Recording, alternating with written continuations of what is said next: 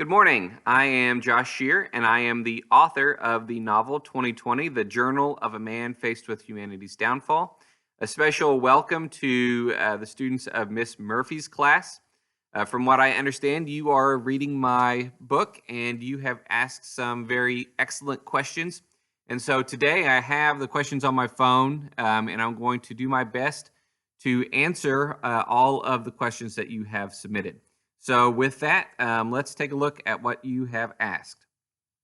So Faith asked a few questions. The first one is, out of the story so far, what can you relate to? So I'm not really sure how much of the book you've gotten into, so I'm going to do my best not to give away too much information, right? I don't want to spoil the ending for you. But Faith, I can answer that by saying that the book is actually based a lot on my own life. Now, obviously, in 2013, whenever I wrote the book, there was no global pandemic going on, right? So COVID-19, the coronavirus, didn't exist the way we know it today. But I had heard stories about this synthetic drug that people were taking, and it was causing them to almost act like zombies. There were a few news stories in 2013 about humans attacking humans and trying to actually like bite them. So I thought that was kind of an interesting way to get into a story. And then the other part of the story, which is like the scientific part of it, is a lot of the outbreak of the story is based on the possibility of a real disease called TBR. That's the abbreviated version of it. But it's commonly referred to as the African sleeping sickness. And the reason why it's called that is because this parasite, this protozoa, when it infects a human, the human almost becomes like a zombie. And I don't mean like a zombie that they go out and attack people. But, they lose their affect. They lose their ability to have any kind of emotion. They are almost catatonic, meaning they don't really move a lot. It's almost like they are asleep but awake, it's called the sleeping sickness. And so I took those two elements, humans attacking humans and trying to bite them, and the African sleeping sickness, and I kind of merged those two together into a storyline for the book.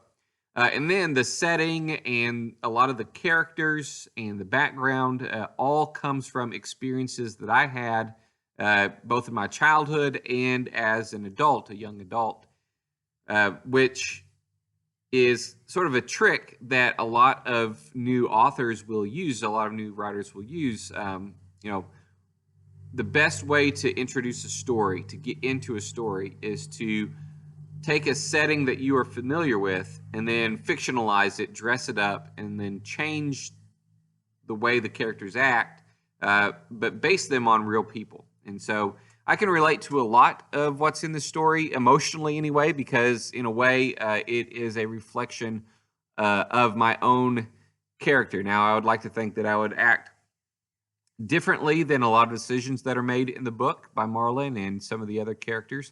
But it's all based on a lot of what I was familiar with. Okay, so that's kind of an introduction to me and the book. So I'm glad you asked that question. The other question is easier to answer. Do you actually have a brother? I do actually have a brother. He is my younger brother, and he lives in Indiana. Did you come up with the plot of 2020 before or after the coronavirus started? So like I said, back in 2013, I came up with this idea way before we had ever considered what we are living in today. It's just very eerily similar in many ways to the pandemic that we have right now. Fortunately, the pandemic, although it's horrible in its own right, and we are seeing the effects of the coronavirus and COVID-19, the official designation of that coronavirus. But we do not have roaming packs of roamers out attacking us yet. Okay, so in a way, this story is definitely a little more extreme. And then what are your future plans for writing? Well, I can tell you that 2020 was my first book that I ever wrote, and I got it published by Spore Press in 2013 into the winter of 2014 when it actually came out. And then I started my own imprint, meaning like I publish it myself now through Amazon.com. So 2020 was my first book, and then I wrote The Passion of Benjamin Gray, which was just kind of like a single book, not related to 2020. And then I wrote 2022, which is the direct sequel of 2020. I finished that a few years ago. I think 2017 is when I finished that novel. And then I've actually written a children's book with my own kids. Last year, I think it was, 2 years ago, we had kind of a project going, and we wrote a book called The Galactic Adventures of Old Man and Cat. So a very lighthearted book, much different than the other 3 books. And then I'm currently writing another book that is actually set a few thousand years in the future, in space, and like the outer limits of space, as far as we could humanly go in a realistic time period. So I've got a few other projects going right now, and that is kind of the direction that I'm taking. It's a part-time gig, meaning like my real day job is a teacher. Just like your own Miss Murphy, I am a teacher. I've taught middle school and high school, and I've worked at the district level teaching teachers for a while. So I kind of do this as a hobby, and I don't know if this is one of the questions that I'll come across for your class, but I always get asked, have you made money on your books? And the answer is I've made some, like not enough to quit my teaching job, just enough to kind of, take my kids out to eat a few times. It's not much, but I love writing, and I enjoy writing, and I enjoy sharing my stories. And, I never dreamed whenever I wrote this back in 2013 that there would be actual classes reading my work and, thinking about it and reflecting on it and, asking questions about it. So this is fantastic. And I thank you so much for reading and hopefully enjoying what I have written. All right. So long answer for a very short question, but there you go. So thank you, Faith, for your questions. Next, I have Alyssa. Alyssa asked, did you come up with the plot before or after the COVID outbreak? So like I just answered Faith, I came up with this about 7 years ago. And actually, I started back in 2012, kind of the initial piece of it. And then I wrote for 6 weeks straight to get the book done in 2013 in the spring, and then published it by 2014 in January and February of that year. So how long did this book take to write? 6 weeks of straight writing, like 8 hours a day, just writing all summer, 6 weeks, nonstop. But I did that. But before that, I came up with a lot of the ideas, wrote some of the characters down, and then I had to assemble it all and then rewrite a lot of it. But 6 weeks of solid writing. Okay, Alyssa also asks, in the book 2020, are there any personalities you can relate to the most? So although I guess you could say that Marlin is probably the closest to me as an individual, his family is based on my family. His house was based on my house at the time. I could say that Marlin is a lot like me, but in a way, I can probably actually relate to the dad more so because that dad in the book is mirrored or modeled very much on my own dad. Okay, and so a lot of how that dad in the book reacts would be the same way that my dad would probably react in a similar situation. So I say probably the dad I can relate closest to in the novel. But Marlin, a lot of the emotional turmoil, although I haven't, thankfully experienced most of what Marlin is going to go through, a lot of the reflection that Marlin has in the book would probably be a similar reflection that I would have in real life. So Alyssa also asked, if you had one thing to change in the book, what would you change? I've thought about this quite a bit, Alyssa, especially as I have started, reflecting on the questions that other students have asked me before, and, reflecting on the questions that you guys ask me now.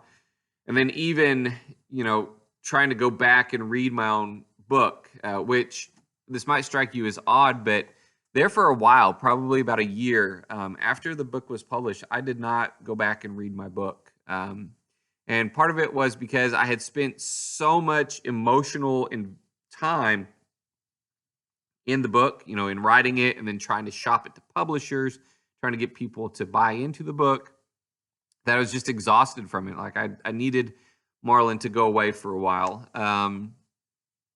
But, going back and reading it now, one thing that I would change, and this is kind of superficial, but one thing I would change, even though the publisher hired an editor to edit the book and, take out any typos or whatever, I would force myself to reread the book and actually take a little bit more time before I got it published again, so I could reread the book and then probably reread the book again, and then probably give the manuscript before it was published to maybe 5 of my friends and have them read the book and have them read it specifically for typos. Okay, because the one thing that drives me crazy is every time I read the story now, I go back and I see that there's a typo in it, and at this point in its publication, every so often I'll go back through and I'll republish. But every time you do that, as the quote unquote publisher,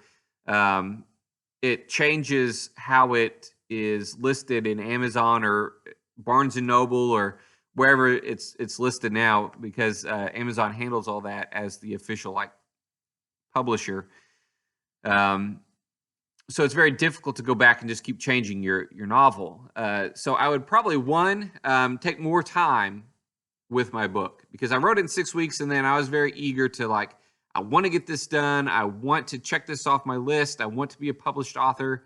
And so I kind of rushed it a little bit, I think, in retrospect. And I still have that bad habit now. Once I finish a book, The Passion of Benjamin Gray, 2022, although I did have more people read those before they were sent off for publication, I still need to take more time. I am just impatient, I think, whenever it comes to waiting to publish. So that's one thing I would change. And then I'll give you a bonus. The other thing I would change is probably some of the plot holes that exist. I don't know how far you guys are, but Marlin talks a little bit about a drought. It's not a main part of the story, but I would probably rework how the drought affects Marlin and his family, because there are some events in the book that should not occur if a drought is going on, and then there are other things that occur that should happen if there's a drought. Okay, so it's kind of inconsistent, and I would probably change that. But beyond that, I think I would find it very difficult to change anything major in the book, because once you write something, it is what it is. And I know that sounds kind of weird, but once you are finished with a book, as an author, and I didn't realize I would feel this way, because I started out with 1,000 different ways that Marlin interacted with people, and I've cut things and added things, and there's a lot of revision in that 6-week period. But once you finish the story, it's almost like this living thing, and you can't keep cutting on it, and you can't keep changing it, because it is what it is. I mean, it's there, and it's going to stay there forever, for better or for worse. It exists, and I can't take away that existence. So I wouldn't want to change anything too drastically, other than, like I said, the typos and taking more time, and then probably minor things like the drought and making things less inconsistent throughout the book. But other than that, I'm pretty happy with the way it turned out, especially as a first-time author with no formal training or anything like that. It was a very good question. All right, Matt, I'm going to answer your questions now. So, where did you get the idea of writing your book in a journal format? So, I'm glad that you asked that and asked the journal format specifically. So, I think it was Faith that asked, like, how do I relate to the book and how did you come up with the plot? And I came up with a lot of it because it was based on my own life. And that's an easy way for an author to get started, a new author. And another easy way for an author to tell a story is by writing in journal form. Okay. And I'll explain it this way. If you are looking at books, okay, an author only has a few different ways that they can tell a story. They can either be an omnipresent author, meaning like third person. The author knows everything. The author is almost like this deity, this God, and the author knows his thoughts and her thoughts and his thoughts and their thoughts and maybe even the dog's thoughts. Like the author knows everything. And so the author can pick and choose and give everything or nothing to the reader, right? But even though you'd think that was the easiest way to write, if you want it to be a quality story, it takes a lot of effort to make enough detail to describe all of those characters. Because with each character you introduce, you have to keep in mind that you can get into the brain and into the mind of that character. So you have to describe all of it. Okay, so it becomes a very detailed process and it's kind of overwhelming for a new author, at least it was for me. The other way an author can write is limited omnipresent third person, and that's so like if I wrote from third person and I had Marlin, and then the author, the reader would only know what Marlin was thinking and wouldn't know what anybody else was thinking. But the author could go from place to place and show different settings and have like events happening over here that Marlin wasn't aware of yet, and then Marlin gets introduced to him later. You can do that, and that's very effective in some books, and a lot of books are limited omnipresent. But for me, because the title, 2020, The Journal of a Man Faced with Humanity's Downfall, it has a dual meaning. One is, everybody is suffering. Civilization is collapsing. That's the downfall. But the other part is Marlin's own humanity is collapsing. His inner conflict is just as important in the book as the external conflict of the outbreak. And so for me, if I did that third person limited omnipresence, I felt it wouldn't be as strong of a book because I wanted to focus more on Marlin's perspective. So that's why I didn't choose that third person. A very rarely used one, used perspective an author can use is second person. I always thought it'd be neat to write in second person. The second person, if you don't know what I'm talking about, is when the author says you. So like if I wrote, you go to the bathroom and you look in the mirror and you see the reflection of, and then you describe whoever that character is, but the character is you. That's second person. You don't see it very often. You actually see it quite a bit in, I don't know how popular they are anymore, but whenever I was in middle school and elementary school, choose your own adventure books were very popular. And so the way those would work is you would have a chapter and then it would say, turn to page so-and-so if you want to go into the dungeon, or turn to page so-and-so if you wanted to run away. And then you turn to that page and the story would change based on what page you turned to, which was pretty cool back then because you were reading a story, but you got to control the story. A lot of those choose your own adventure books were written in second person because it puts you in there. It was almost like playing a video game, but instead of being a video, it was a book. It was a book that you got to control. So those you would see second person. But otherwise, it's kind of hard to write in because not only is it limited, because I, as the author, don't necessarily know how you are feeling. You have to rely on the reader's own reaction to what is being said on the page. But then it's just kind of a strange way to write. So I definitely didn't want to choose that one as a first-time author. And so that kind of left me with first person as the way to write. And of course, you can write first person and just tell a story. But for me, I wanted to show how things changed over time. And, as a first-time author, the easiest way to do that is to physically show what's changing over time. Then I also use the journal method because I could have Marlin go back and reflect on things. And you would know that he's reflecting on a specific time period, because you could say, 5 days ago. And if you saw that the date was October 30th, you could put yourself in, okay, this was October 25th, and this happened 10 days after the last journal entry, but 5 days before this current journal entry or whatever. So that's why I chose the journal format. I know that was a very long answer for that short of a question, but I wanted to kind of put you into my shoes as to why I chose that direction. Okay, Matt, you also ask, when the virus first happened and Marlin saw that the neighbor was still alive, why did he act like a human when no other infected people did? So that's one of the questions that I get quite a bit, like, why was Mr. Harrison different than everybody else that Marlin eventually comes into contact with? I wanted to show very early on in the book that these were not your typical zombies that you would see in a zombie movie or a zombie video game. They were just people that were under the influence of some sort of disease. We later discover it's a protozoa is the official creature that's responsible for it, TBR. But they are not, the living dead. They're not zombies or whatever. They're just people. And so even though we don't see it very often in the book, I wanted early in the book to explain that Mr. Harrison is representative of how people are changed from normal human beings to the infected, which Marlin later calls roamers. Okay, the next question is also from Matt, and he says, why did Marlin not go straight for his kids upon hearing that they are still alive?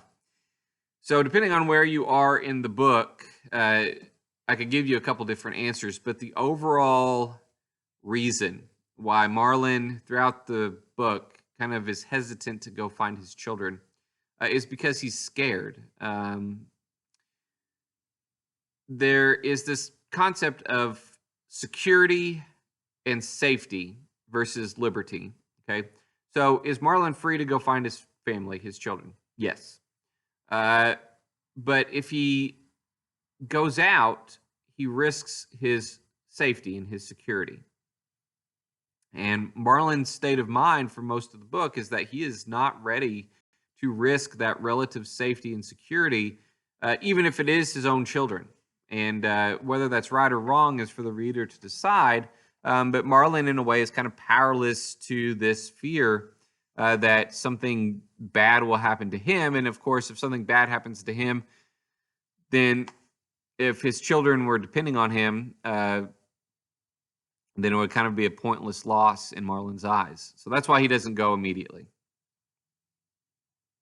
Okay, so the next question is, the roamers still seem to have some human-like features because they run and hide when they hear gunshots. Some others seem to be completely inhumane. Does this mean that more recently infected people can still act human-like? Yes, it does. And so I mentioned Mr. Harrison at the beginning of the book, and you see shades of that throughout the book. Sometimes roamers are just like fierce beasts that are constantly going after whatever their intended target is. And that is more because they're very animalistic, and an animal is going to hunt for food and try and survive. And that's pretty much what an animal does, right? And so if this infection is inhibiting their higher cognition, their ability to rationalize and to think, then the roamers, the more infected they get and the longer the infection lasts, the more inhibitions they have that keeps them from rationalizing like a normal human. Whereas if they aren't as infected, if they are recently infected, they will still be able to conceptualize things like we do normally. And so their reactions will be different. So that was a very good question and a good, astute observation. So, yes, they do change over time. Okay, next is Matt's last question. Yeah, and he says, this is going to be a weird question. That's okay. I like weird questions. And so Matt says, I need to know, everyone that Marlin seems to find dies. It does seem like that.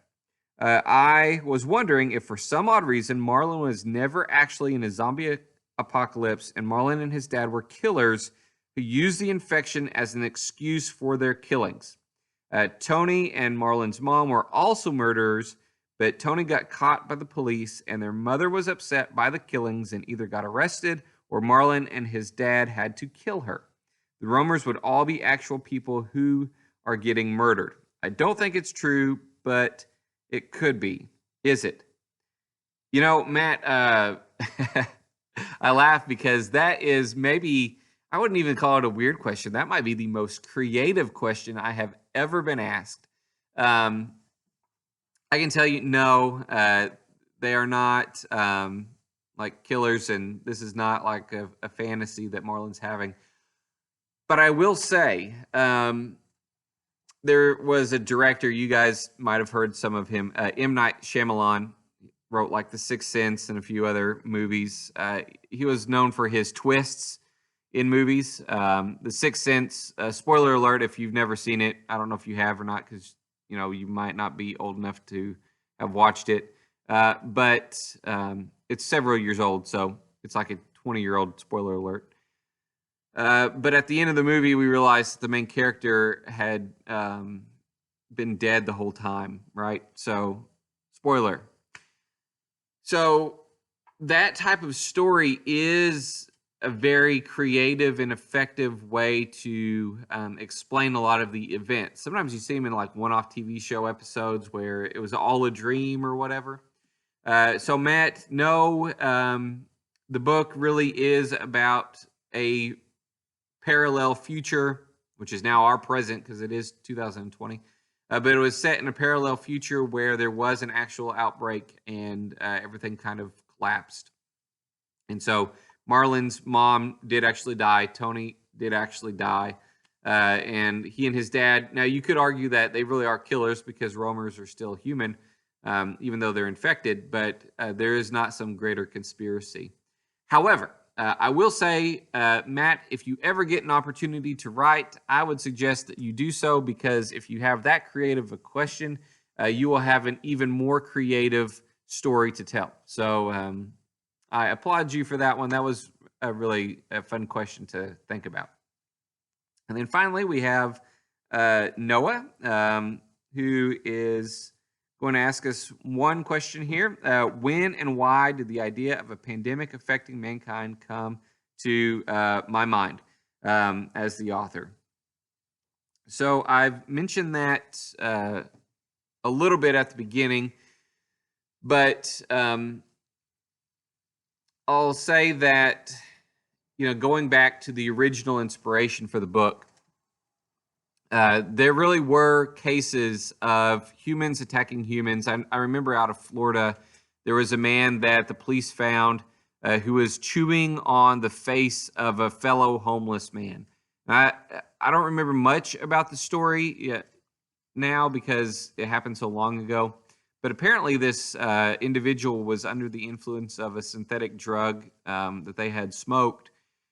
And it totally altered his state of mind to the point that I think the police actually had to shoot him to get him to stop gnawing on the face of this guy. And the reason why the other guy didn't react was because one, shock had taken over, like his body was in shock. But two, he was also under the influence of the drug and didn't really realize what was going on. So that peculiar behavior, I wanted to study in a way human behavior through the eyes of Marlin as the character. And then the other inspiration came out of, it was actually in some magazine or online or somewhere that just by happenstance I had read of an influx of cases of the African sleeping sickness, and kind of curious about that type of disease, I did a little bit of research and found out how that disease occurred, where it came from, and then there were a few hypotheses about how it could spread from human to human. Currently, it does not really spread from human to human in its current state, but it could, in theory, based on these studies that happened back in like 2010 and so. And so I took those two ideas and merged them together in the book. And once you get through the book, you'll see kind of how that comes to fruition, how that happens. So I had the external part, and then the internal part, I wanted to look at how people reacted in situations. And so as the author, I created Marlin to be sort of a reflection of myself, not an exact duplicate, but a reflection, maybe like a reflection in a broken mirror almost, because there are a lot of things about Marlin that aren't the same as me. But I wanted to look at how Marlin would react, Marlin's reasons for his actions, the logic behind them, and then how adversity would affect a human being. And so, as I mentioned before, the title of the book, it's kind of a long title, but it has a dual purpose. One looks at the external civilization collapsing because of the outbreak, and the other is the internal collapsing of Marlin's own humanity. And so even in the book itself, I think maybe the October chapter, he talks about how he's barely grounded in his own humanity, and his children, or the thought of them, is the only thing that really keeps him from being no better than the roamers. And so a lot of the journal, even though it records the events of the day or whatever, it's really a reflection on Marlin's own emotional state and how that emotional state changes over time. And so that was kind of my inspiration for the book, and the reason why I chose to write the book the way that I did. Thinking back about what I would change in the book and how I relate to the book, it's always interesting now that it's 2020 in real life, and there's a lot of things you can compare our 2020 with Marlin's 2020, the similarities and differences that occurred in the book and today on the external surface. But then also, whenever I wrote the book, I'm looking at, as the reader and the author, when I go back and I read the chapters, so that way I can answer the questions better that I have from you all, I can see that how I feel today as an individual has changed from how I felt in 2013 whenever I wrote the book. Because although Marlin is not me, my personality, like every author's personality can influence characters, my personality is definitely present in the book. And, the reactions that Marlin has, the reactions that any of the characters have for that matter, almost at times seem very immature to me.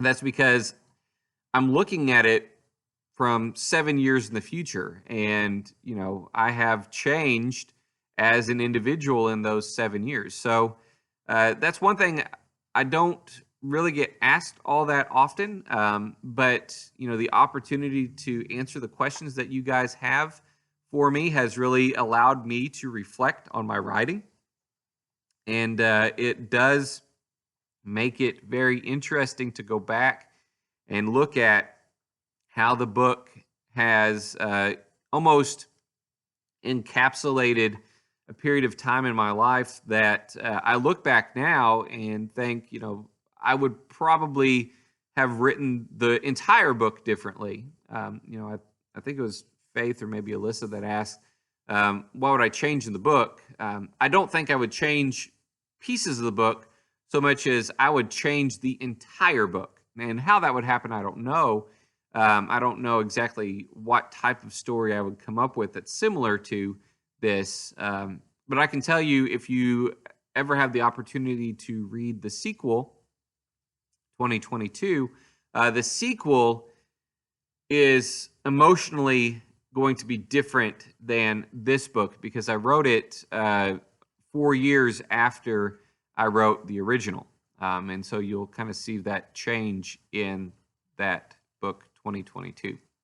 So that is all of the questions that I had to answer. I thank you again for taking the time to read my book, and not only just to read it, but to really think about the book and to ask some very excellent questions. I'm very impressed with your insights and your thoughts. I hope that you have enjoyed the book, and if you have not finished it, I hope that you enjoy the ending. If you have any questions, I encourage you to continue to ask those. And until next time, I hope that you take care. Goodbye.